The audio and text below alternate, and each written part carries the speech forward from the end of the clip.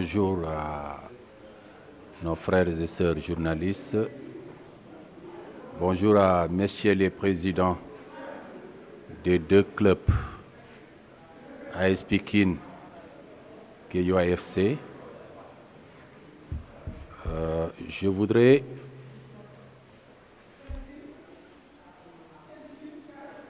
à la suite de cette minute de silence observée en la mémoire de feu Ibrahima Gningue,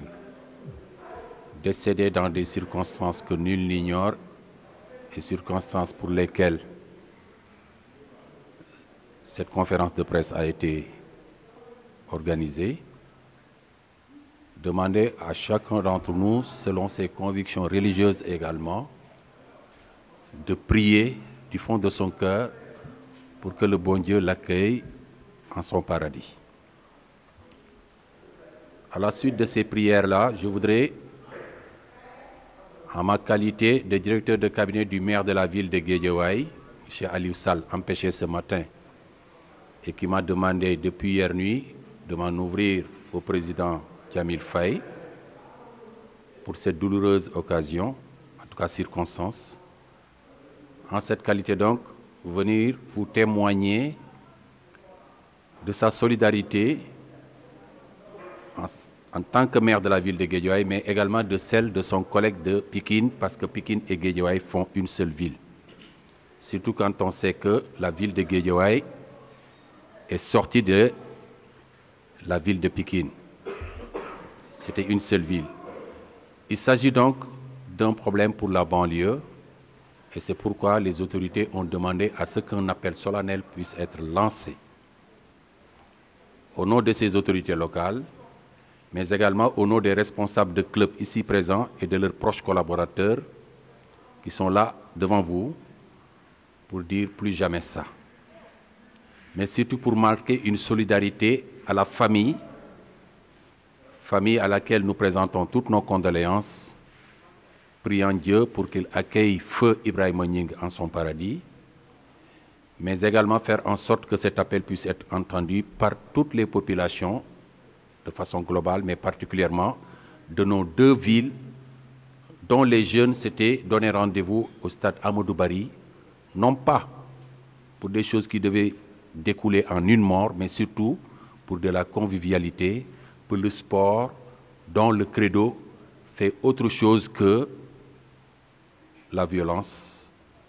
dont les conséquences les plus fâcheuses ont été celles que nous avons vécues ce samedi. C'était les mots que je voudrais lancer au nom des deux maires de Pikine et de Guédiawaye, mais également demander à ce que le mouvement associatif soit plus soudé que jamais pour faire en sorte que l'image qu'on a voulu toujours donner à cette banlieue ne puisse pas être confirmée dans des circonstances pareilles. C'est un incident, c'est un accident,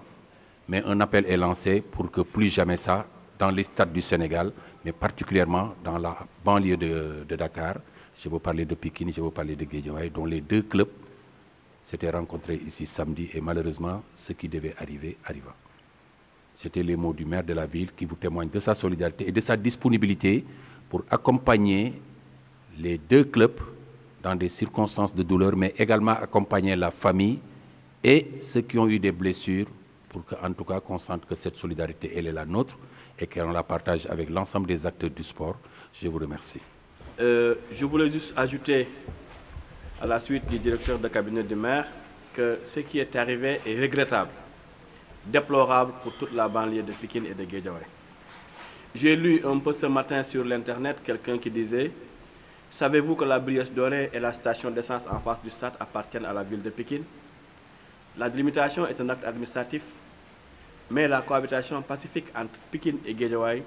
est de mise. Ça veut dire que le sport doit nous unir et non créer des violences jusqu'à arriver même à une mort. C'est fort regrettable. L'appel que nous lançons, c'est un appel que nous lançons aux supporters de Guédiawaye et de Pikine pour qu'ils sachent raison garder. Est-ce que 3 points valent un mort? Cela ne vaut pas la peine. Pikine et Guédiawaye constituent une même famille. Si ce n'est 2002 que Guédiawaye est devenu département, on parle du département de Pikine, commune de Guédiawaye, commune de Pikine. Nous sommes une même famille.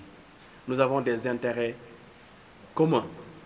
nous avons des intérêts familiaux, nous sommes liés par le sang. Donc ça ne doit pas arriver. Il faut qu'on fasse tout pour que cette situation-là soit bannie des stades.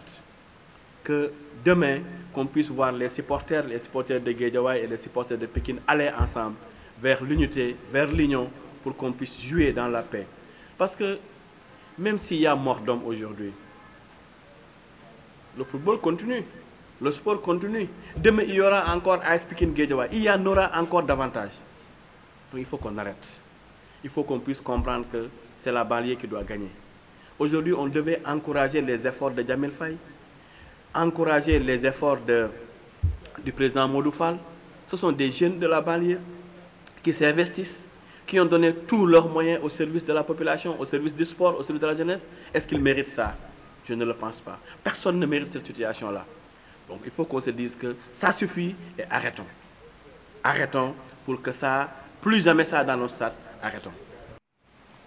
di jaale famille bi nga xamante binte ni mooy booy bi nga xam ne moom moo wàcc liggéey ci match bi nga xam moom lañu doon joué entre AS Pikine ak Guédiawaye donc mu nekk loo xam ne ñun ñëpp ñu ngi koy regretter souhaité ñu woon aussi ñëw di football match di ci am ay xeex ak ay xuloo ba dese di ci am li ci gën a garaaw mooy démb si guddi laa xam ni booy bi Pikine la juddoo màggee Guédiawaye donc si ñun la bokk frère cousin la ci président comité organisation bu comité supporter AS Pikine donc ba tey booy bi génnul si ñun donc li ma siy waxaat rek mooy Pikine Guédiawaye joué nañ ay match ba tout récemment ci biir année bi joué nañ ay match incidence amu si donc li may wax rek toujours dinañ condamner supporters yi mais aussi supporters yi dañ leen ëppalewul carrément parce que am na match yoo xamante ni su amee su fekkente ni Guédiawaye douane la wala Pikine port jarul sax muy am sécurité mais yaakaar naa match bu nekk dañu war a lire enjeu bi avant donc damay ñëwaat ci côté organisation bi ñi nga man bi ma duggsee ci stade bi topp gis naa service d'ordre boo xam ne mënul téye mobilisation bi fi nekkoon donc ci biir tribune bi ñu nekkoon waroon na am benn séparation parce que match yi moo dem ba toll foofu match yi moo nekkatul ay fo dëgg la sport foo la mais nekkatul foo comme foo bi ñu koy jàppee parce que comme ni ñuy wax rek président yi dañuy injecté ay millions jeunesse bi jël seen 80% àdduna def ko ci biir équipe bi donc match yi dafay am lu mu leen di jaral donc appel bi may lancé waat mooy match bu ci nekk ñuy xool dayoo bi di ko organiser noonu avant match parce que man ak Yaya dañuy waxtaan lu bari ba avant match bi gisante nañ waxtaan nañ jéem nañ séparer suñuy supporters mais degré tension wu yenn booy yi ñun mënuñu canaliser ñëpp parce que tellement dañuy bari ñi nga mën a canaliser di nga leen canaliser ñi nga mën a waxal di nga leen waxal mais ñoo ngi lancé appel ci supporteru Sénégal yépp particulièrement bu Pikine ak bu Guédiawaye que lu mel ni mu jeex tey ba pare ñu continuer def ci ay appel def ci ay atelier ba nga xamante bi nii dootuñu dal. fitna kenn waru ko yee ndax ay du yem ci bopp borom gis ne kii ñàkk bakkanam dafa nekkoon à cheval entre Pikine ak Guédiawaye Pikine la woon fanaani fii lay defee daayira fii lay supporter fii lay defee léppam